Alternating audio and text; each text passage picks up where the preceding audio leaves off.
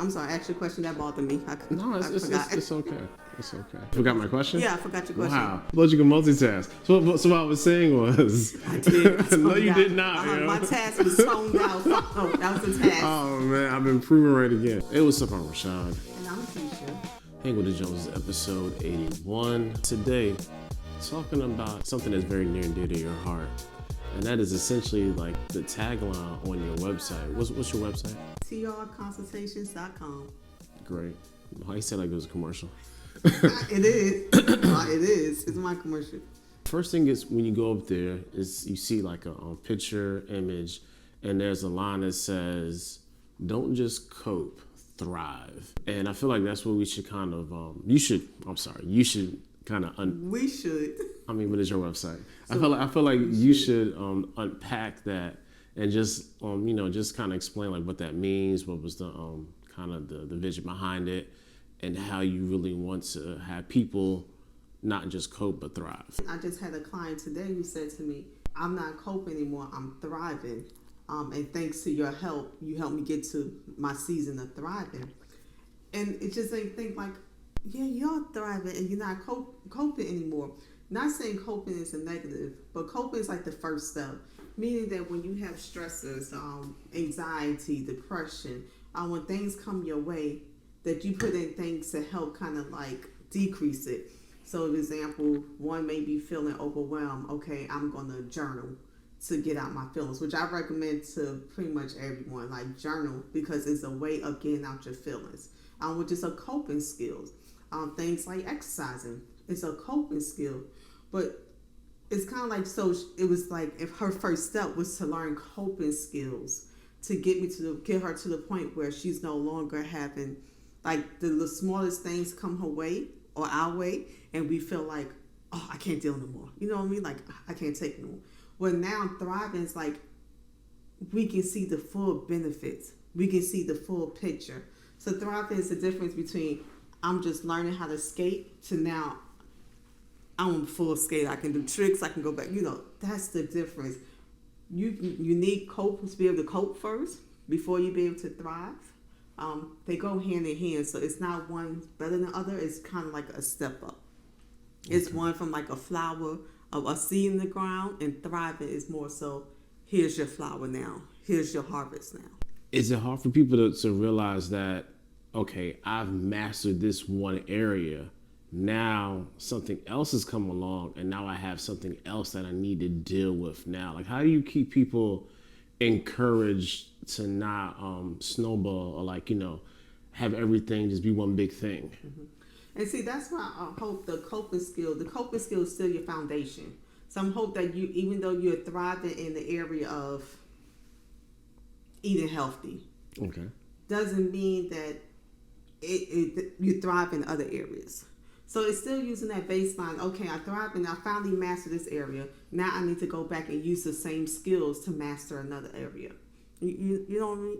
So and that's the thing about thriving. You could be doing pretty awesome in one area, and the other area is like, oh, that is terrible. That is terrible. But then also the other option that sometimes we are scared to thrive. Why? The unknown. What does thriving look like? Or it's the concept, if I go too far, something bad going to happen. So if I stay right here, I know this area right here. Right. So sometimes people are fearful to thrive. Sometimes they're the only ones they ever seen trying to thrive. So how does that even look like? How do I know I'm doing it right? So the first thing is kind of get out your head. And another thing is be okay. It's okay for you to be the first. So you be the first, so hopefully you won't be the last within your family. Yeah, that makes sense. So it's an adventure. And sometimes I get excited just seeing people walk through their adventure. And even though I know they're like, oh my gosh, this is kind of scary. But knowing what I already see, like that next step is a great one. Go ahead and do it. Don't be scared. Take it. And take it like, oh my gosh, that really worked out for me. Like that.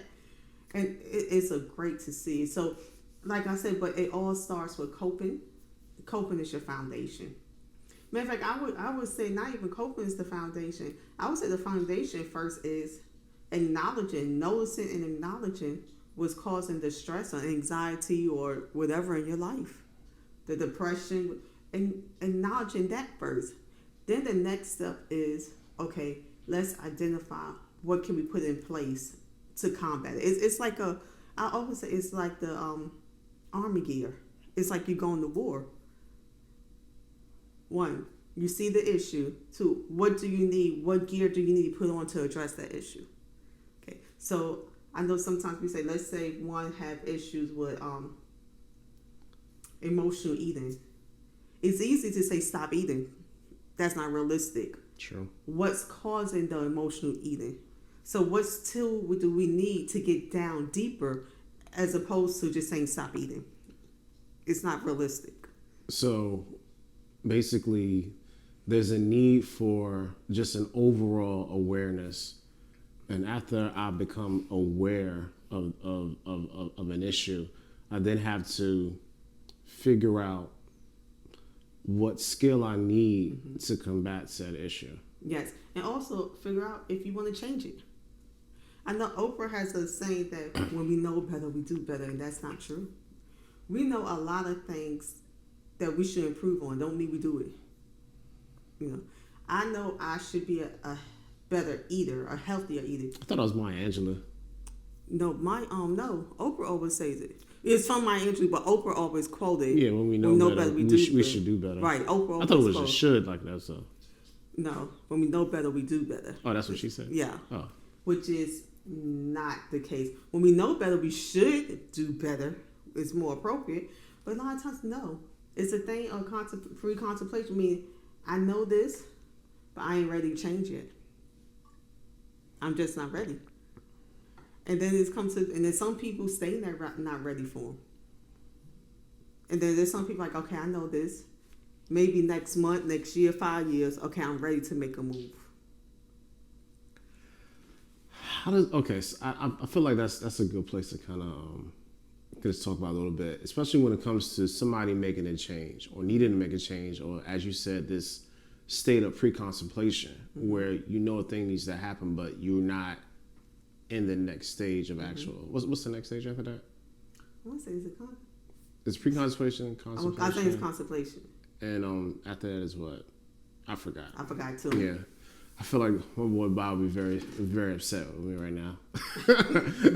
Nah, but I should be knowing this. No, it's all good. I mean, it's a lot of information on top of your head. The whole DSM-5 is like 800 pages thick. And it's DSM-5 TR. It's been updated now. Okay. What's that? DSM-5, the realist. What does TR stand for? Anyway, but having that state of like, okay, you need to make a change, right? Especially when it comes to friendships, relationships, anything that's like relational. So you see the person needs to make a change, but they're not willing to make a change. Like, talk about how somebody's unwillingness to make a change can affect their overall like relational life. Because what you said, like 15 years later, now I'm ready to make the change, and that person, that friend, that spouse has moved on. Like so. And let me go back to the stages because it's going to bother me. Pre-contemplation, contemplation, determination, action, and maintenance. I knew action's in there somewhere. Right. So think about the pre-contemplation. Think contemplation. Okay, I'm gonna do it. Determine it. Your determining factor. Like, okay, no, for real, I got it. I'm gonna do it. Determination. Determination. Yeah, your determining factor. Your action. What you gonna do? And then the last one is to maintain it. Yeah, with maintenance. To maintain it. I'm sorry. Ask your question that bothered me. It's okay. It's okay. You forgot my question? Yeah, I forgot your question. Wow. That bothered me. Okay, so I thought you could multitask. So what I was saying was... I did. No, you did not. My task was toned out. Oh, that was a task. Oh, man, I've been proven right again. So what I was saying was, like, when it comes to people in relationships and how they know they need to make a change, but they're not willing to make the change, even if it's for the betterment of themselves, especially if it's for the betterment of the relationship. And just talk about how that affects the other party. Good question. Honestly, the other party, it could stagnate the other party. Stagnate the relationship. Especially like I can't make a move until he or she makes that move.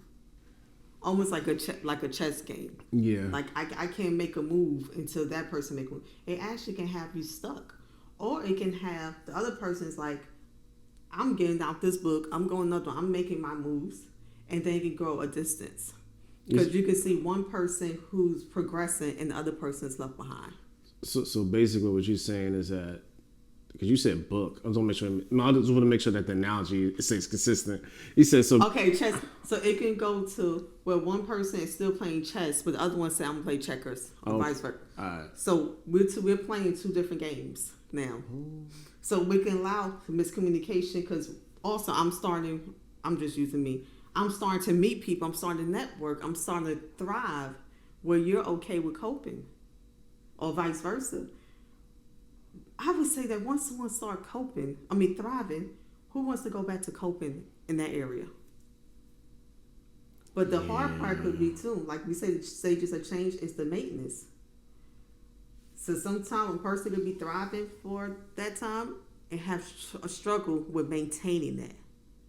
But it could put a wedge in relationship because I want to talk about, or you want to talk about caviar, and I'm like, I don't even want to hear that. Let's talk about hamburgers. You know, like you just not being on the same page. Yeah. So that's the thing. You have to either work close, or even if you're the person who like, I'm okay with him or her achieving that goal as long as we come back and talk about it. Because sometimes I think even in our relationship, we said we can't do both at the same time, or sometimes, especially early on, especially when our children were younger. Even dictating which kind of jobs we took. Yeah. For instance, like if he got a job and it was further away from the house, I'm gonna take a job closer to where we live or closer to our children. So if anything happened, someone can be close to the children. We never took jobs far away. So even though that job may have a good opportunity, both of us not going to be far away from the children. Very true. Even going to school, it was a period where I went to school and you held it down. It was a long period too. It was a long period. And then my residency, and it was a long period. But then at one point it flipped. Yeah. Where I had to hold it down so he can go to school. So it depends on the communication. Honestly, the couple can kind of dictate. But I think, even in that, even though we had different seasons where we was achieving our goals, that I think the common thing was we had goals we achieved and we communicated that, okay, for this, I'm going to give this to you.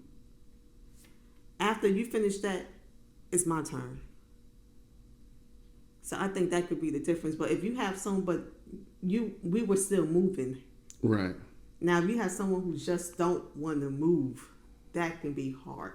Yeah, I mean, that's definitely can be challenging because, one person is very like front facing. There's things I want to accomplish, I want to do, and the other party is like, man, I'm just content. You know what I'm saying? And that can definitely cause some rifts. And think about it. Even when we were dating, that was one of my main questions I had.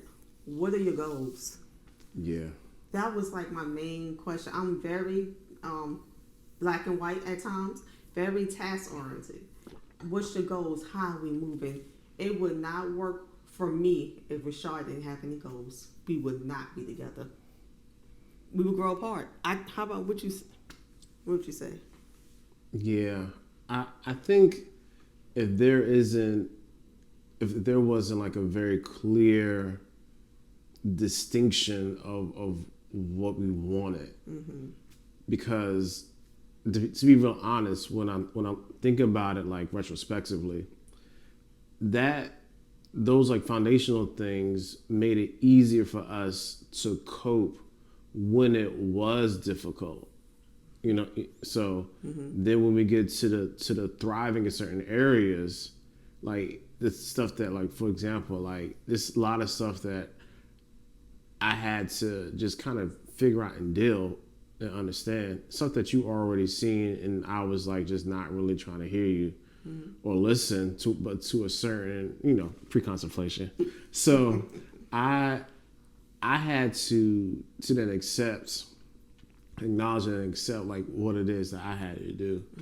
And a lot of things was just simple stuff. Like it could be something as simple as just my attitude. You know what I'm saying? Like I go through those 5 stages all the time with that. You know, so it just really depends on like where we are like in our relationship, and just how I have to maintain myself, and even the fact that how let's say for example my attitude can impact the entire household.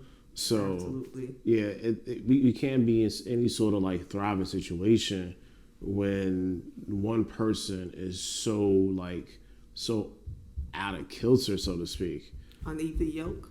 I'm saying, would you consider that? No, that's not. unequal yoke? No, that's not equally yoked. Like we still want the same thing. Like I'm like one person's just struggling with something.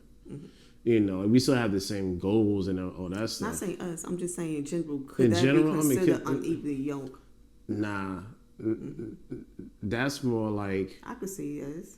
I mean, I understand. I don't really wholeheartedly agree with what you're saying, but I do see your point. Yeah, because unequal yoke. One has to drive and one to go further. The other one's like, nah, I'm cool. I'm cool just coasting. I'm cool just getting by. Especially if that was communicated early on, and this is what we're gonna do, and then sponsor, I ain't with this no more. Well, that's the hard part, to change.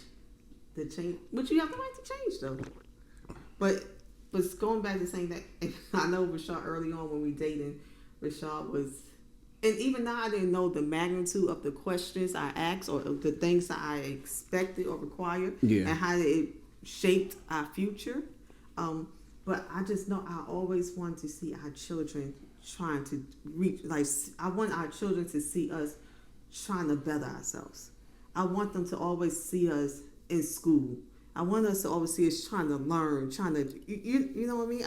I didn't never want them to see us stagnant.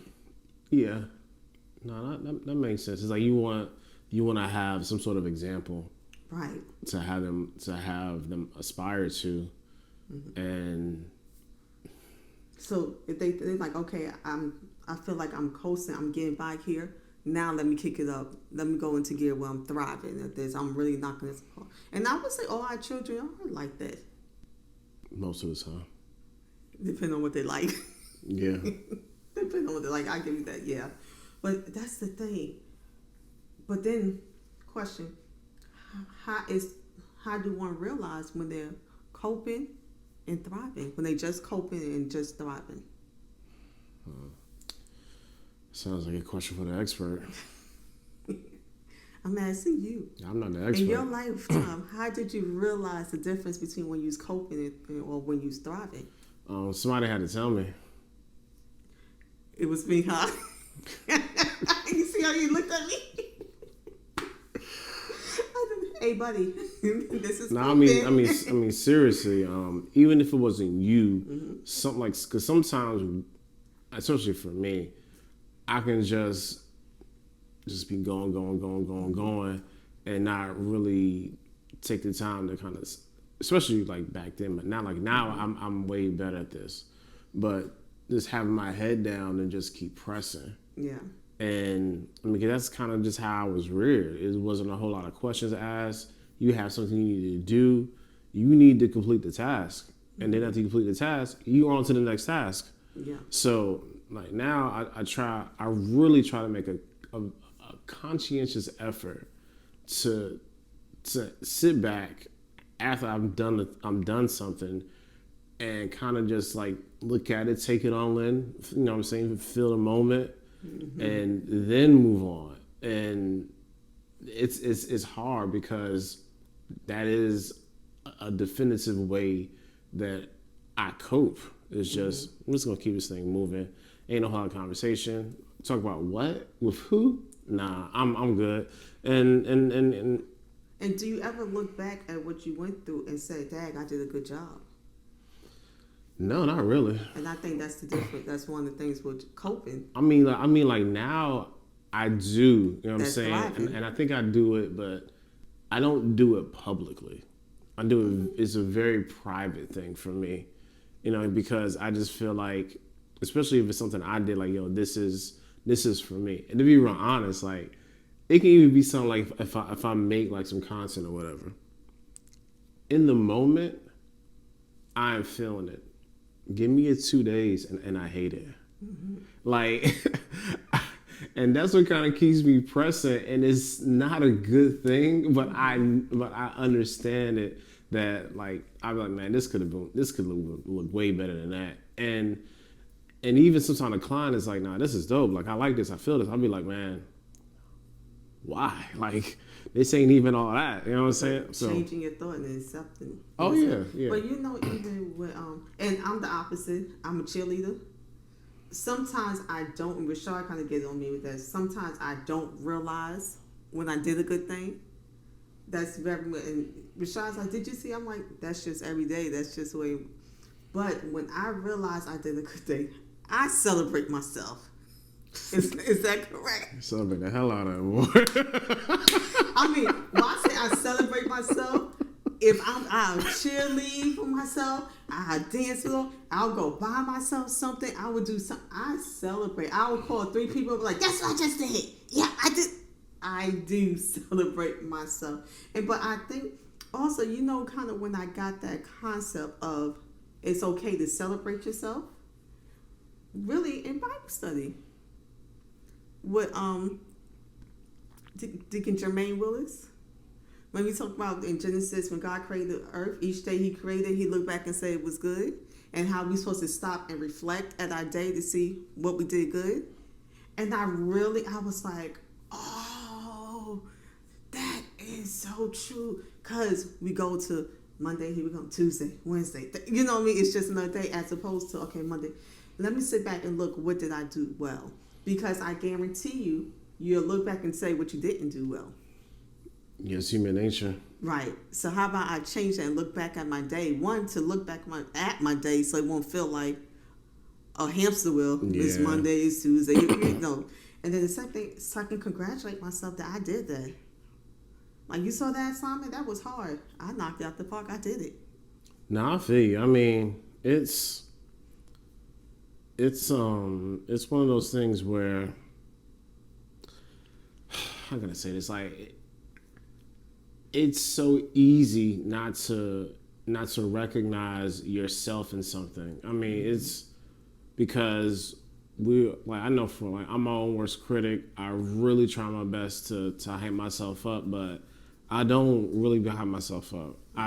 It's way more comfortable for me to just be like, to have, and I try not to have this, but I recognize for a long time I had this false humility that I really operated in with stuff, when deep down inside, like, yo, I just killed that. And even when it was minimal, I'm like, I just killed that. Even then, it's like, you really didn't. Yes, I did. You don't know my struggle. You don't know how hard that was for me. I killed it. And see, I think that's the difference between coping and thriving. Exactly right there. One where you like, okay, I'm doing this to maintain. I'm doing this to get by. The next one is realizing I crossed over now. I can prevent it. I can stop. I can see the battle from coming from down the way, because I already know the signs, and I can already squash that. Yeah. Yeah, I feel you, man. It can be difficult. But the thriving part is definitely worth it. I feel like it's a good place to stop. Yeah, and I would say even the thriving part, it is possible. Just kind of say that it is possible that you can be thriving in one area and totally missing the mark on the other. It is very possible, because we're human. Yeah, we are human. Mm-hmm. All right, well, that's it for today. I hope you guys enjoy this. Definitely, if I was you, I would definitely join TR Consultants on IG. It's at Trakesha Jones, Trakesha. You should know how to spell Jones. And that's it for today. Definitely come back. Hopefully back next week. You back next week? Yeah, I'm here.